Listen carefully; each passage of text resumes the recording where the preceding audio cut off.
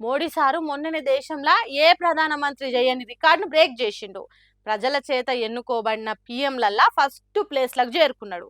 ఈ 12 ఏండ్ల పాలనల దేశాన్ని ఎంత ముంగటికి తీసుకుపోయిండు, రూపాయి విలువను ఎంత పైకి తీసుకుపోయిండు, పేపర్ లీకులకు ఎంత సక్సెస్ఫుల్గా కానిచ్చిండు, ఏడాదికి 2 కోట్ల కొలువులు వద్దన్నా ఎట్లా ఇయ్యగలిగిండు అనేది, ఎన్నికలు అయిపోయినాక పెట్రోల్ డీజిల్ రేట్లను ఏ తిరగ పెంచిండనే బొచ్చడి రికార్డులు చూసినాం కదా. ఇక ఇప్పుడు ఇంకో కొత్త రికార్డు కూడా వెలుగులోకి వచ్చింది, చూడుండ్రి. ఆహా, అక్కడెక్కడో ఆదిలాబాద్ అడవులలో ఉండవలసిన కుంతాల జలపాతము హైదరాబాద్ కోవిలో పార్సిల్ చేసి తీసుకొచ్చినట్టే ఉంది కాదు. చూడ్రి జలపాతం కింది నుంచి ఎట్లా పోతున్నారో జనాలు. ఇది హైదరాబాద్ నడి పట్టణంలో ఉన్న Begumpet railway station. Modi sir పోయినేడాది రిబ్బన్ కత్తిరించి ఆధునీకరించిన రైల్వే స్టేషన్ ను సురువు చేసిండు.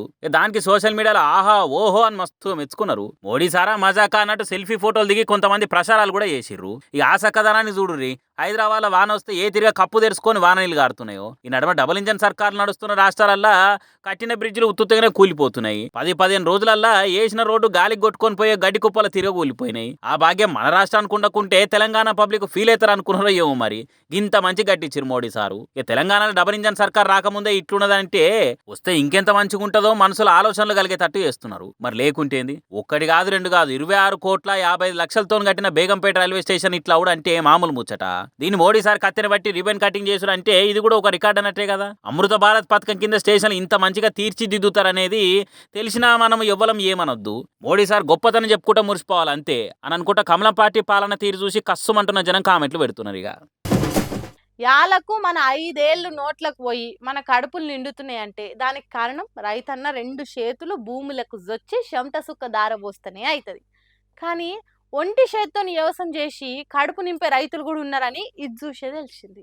ఇయాల రేపు కాలు చేతులు చక్కగా ఉన్నా ఇంత పని చేసుకొని బతుకుడు బరువైతుంది కొందరికి. ఇగో అసొంటోళ్ళంతా ఈ పెద్ద మనిషిని చూసి జర ఇజ్జత్ తెచ్చుకోవాల్సిన ముచ్చటిది. పుట్టుకతోనే దేవుడు అన్యాయం చేసిండో లేకుంటే నడుమిట్లేమన్నా తక్లీఫైందో తెలియదు గాని ఈ రైతన్నకు ఒకటే చెయ్యింది. అయినా సరే ఎవ్వల మీద ఆధారపడకుండా నలుగురు కడుపు నింపి తన కడుపు నింపుకోవాలని ఉన్న ఒక్క చేత్తోని పారబట్టి వరాలు చెక్కుతుండు. కనీసం ఆ పెద్ద మనిషిని చూసైనా చాలా మంది బుద్ధి తెచ్చుకోవాలి. ఎందుకో తెలుసా, వ్యవసాయం ఏదో చేసినమా అన్నట్టు కాకుండా కట్టె కాలేదాకా రెక్కలున్నన్ని దినాలు కష్టపడాలన్న ఆయన ఆలోచనను తారీ చేయాల్సిందే. ఈ సొంటోళ్ళని చూసే కదా బతుకు మీద విరక్తి వచ్చినా కూడా మళ్ళా లేచి నిలబడాలి అనిపిస్తది. చేతి గీతలల్లా అదృష్టం ఉంటదని నమ్మకుంటా చేయి లేకున్నా గాని కష్టపడుతున్న ఈయనకి 2 చేతులెత్తి దండం పెట్టవలసిందే. ఈ వీడియో సోషల్ మీడియాలోకి ఎక్కుడే లేటు చూసినోళ్ళంతా వారేవ్వా తాత నీ పట్టుదలకి నిజంగా హ్యాట్స్ ఆఫే. బాహుబలి సినిమాలో బిజ్జల దేవుడు ఒంటి చేత్తోని సామ్రాజ్యాన్ని నాశనం చేస్తే నువ్వు ఒక్క చేత్తోని నలుగురు కడుపు నింపాలని తనలాడుతున్నావు. ఇది కదా అసలైన జిందగీ అనుకుంటా లైకులు కొట్టి చేతులు నయంగా షేర్లు చేయబట్టిర్రు.